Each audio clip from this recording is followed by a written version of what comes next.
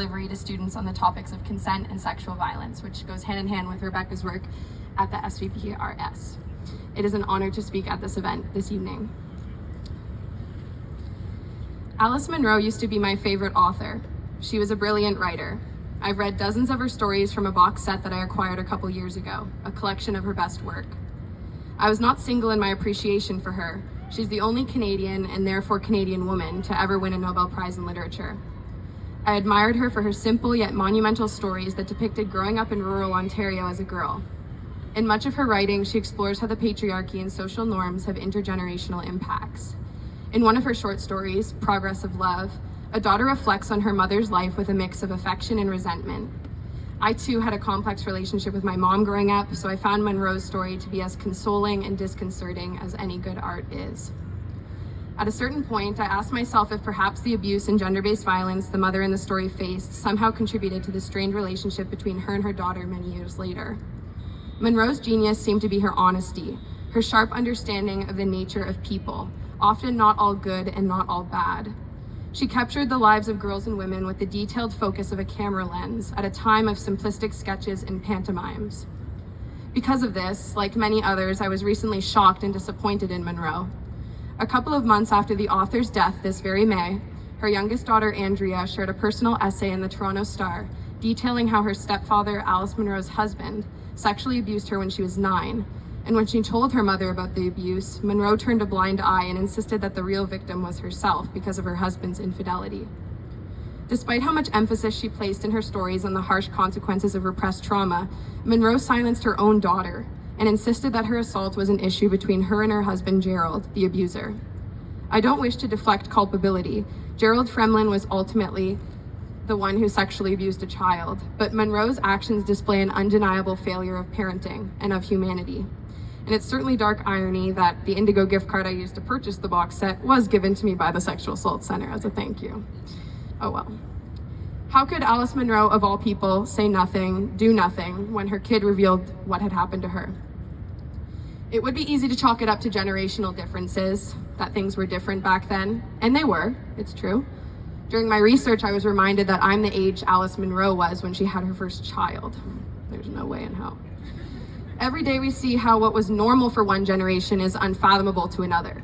It's hard to believe that the lake we swim in each year was once a mile-thick glacier. Unfortunately, the silencing of survivors still happens today. So how could someone do that?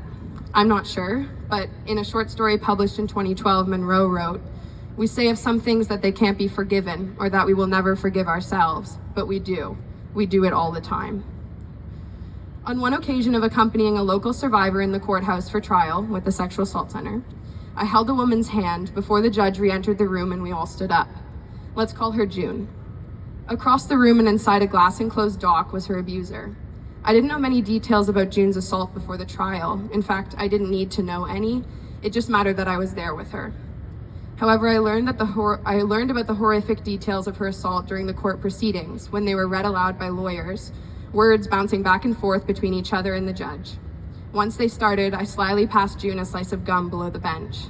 This went on for hours, lawyers revisiting certain technicalities to correct or negotiate, or simply to ensure the court reporter got them down right. During recess for lunch, June smoked a cigarette outside the courthouse and showed me funny Facebook videos on her phone. By the end of the trial, most of these details were struck from the court report because a plea deal was achieved that meant her assailant could be incarcerated, but for associated firearm charges. No sexual violence would appear on their criminal record. Once the judge left, the officers on duty the day of June's assault approached her and said the same thing that the prosecutor said to her that morning when she informed June about the plea deal, but in a much warmer tone. They said, "You are lucky." 1 in 3 women experience sexual violence, and nearly 1 in 5 men. And that's only what's reported. So if it's happening all of the time, how come we don't see it? Well, it's important we take back the night and ensure the streets are safe, but most sexual violence takes place in our houses. Over 90% of sexual assault occurs between people who know each other fairly well or are related. We exist in a social fabric in which we are told to speak up about certain behaviors we see in the media or out in the street, but to keep quiet about those exact behaviors when they happen in our classrooms and our kitchens, as well as our residence buildings. If someone collapsed next to me on the sidewalk, possibly having a stroke, like anyone, I'd rush to help, call for assistance, offer first aid if needed. Would you hold back just because you couldn't tell if the stroke was ischemic or hemorrhagic? Or if you weren't 100% sure it was a stroke and not a fainting spell or a psychiatric event?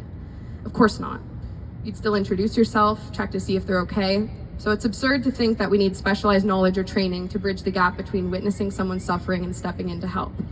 While identifying lesions on an MRI can make for a good doctor, we can't solve all problems with scalpels or legal robes and wigs, for that matter. Some issues, like gender-based violence, we can only help by supporting humans, forming a community around them and standing with them in their experience in order for the underlying problem to suffocate.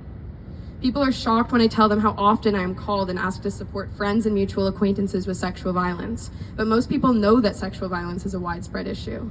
So why do they share it with me? It actually has nothing to do with me. You'd just be surprised to find out what people will share when they feel you are safe to share it with, that you won't misinterpret or attempt to manage their disclosure. Survivors are the experts of their own experience. As I said, they aren't looking for expertise, they're looking for empathy. We can't escape the documentation of trauma. It's imprinted on ourselves and our loved ones. Even when it's struck from the record, silenced by those who are meant to protect us, to love us, it's written into our DNA with a bloody quill outside of our control. Trauma is transcribed through the sound waves leaving my lips, and it's reproduced by the sound waves leaving the loudspeakers. One thing we know about traumatic stories is that they're better off expressed, shared, kept within. That's where they simmer and sputter, surrounded in shame, sometimes for years. A therapist once told me that she thought the worst emotion a human being can feel is that of being used. Trauma is transformed when it's spoken into the environment by those courageous enough to share. It's expressed in the art we consume, the books we read, and the TV shows we watch. Stained glass fragments aligning and shifting, the varying tints of human experience that comprise our own worldview. The magical part is that it's not just those who express their own trauma who heal from its release. I want to tell you about one more woman before I go. She was drugged and sexually assaulted by a member of her own family when she was just a child, and when she told her parents, they made her promise not to ever tell anyone. For nearly 40 years, she kept it a secret and internalized the shame that accompanied the trauma. In the meantime, she moved out of an abusive household at the age of 12, put herself through nursing school as a single mother of 2, and suffered greatly from depression and PTSD, which impacted every aspect of her life, especially her relationship with her eldest daughter. When this woman, my mother, finally sat me down and told me what happened to her all those years ago, something clicked and it all made sense to me. I felt like I had already known, but to hear her say it after keeping it inside for so long, in her mind to protect me from it, changed everything. I'm not exaggerating when I say it was the key to our relationship evolving into the beautiful one of trust and admiration that it is today. On the phone this morning, my mom said it was like carrying a weight on my back for so many years.